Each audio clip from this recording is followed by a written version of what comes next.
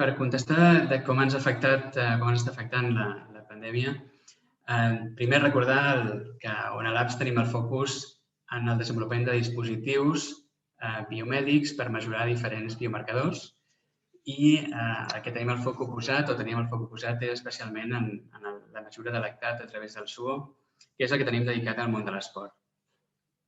La pandèmia ens ha afectat en què ens ha retrasat aquest desenvolupament degut a que els enginyers no han pogut accedir als laboratoris en tot moment, en algunes etapes de la pandèmia.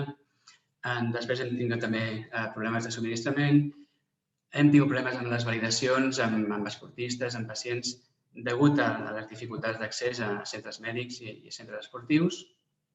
I per acabar, al ser una startup també hem tingut problemes amb els inversors que, donada la crisi econòmica, han frenat molt les seves inversions en nous projectes.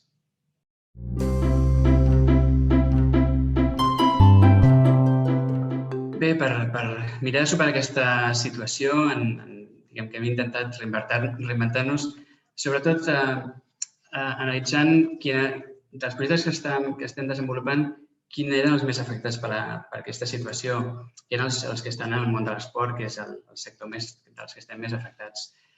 I, per tant, hem reprioritzat els nostres projectes en els que són purament de salut. Llavors, estem més focalitzats en aquests.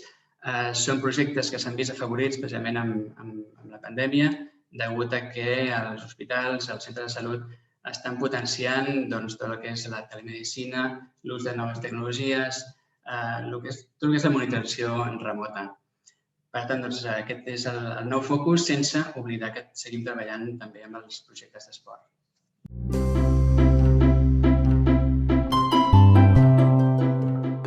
Bé, nosaltres pensem que aquest any, per a la nostra empresa, conforme es vagin aixecant les restriccions, podrem anar accelerant les validacions dels nostres dispositius perquè podrem ja tenir accés més normalitzat en els centres sanitaris i en els centres esportius i, per tant, podrem anar fent proves amb els nostres dispositius.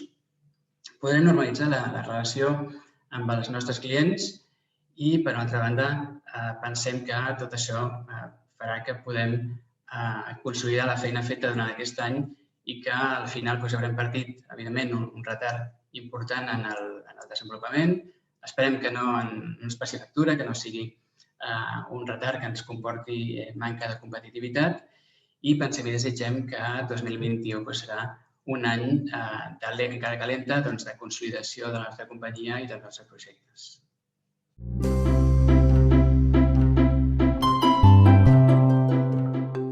Bé, pensem que Indescat ens pot ajudar sent realment un activador de les col·laboracions entre els membres del clúster i també amb companyies d'altres, de fora del clúster, però també d'aquest sector de l'esport. Ens pot ajudar també amb l'accés a financiacions, a financiació pública i també, evidentment, pot ser un excel·lent potenciador de relacions internacionals.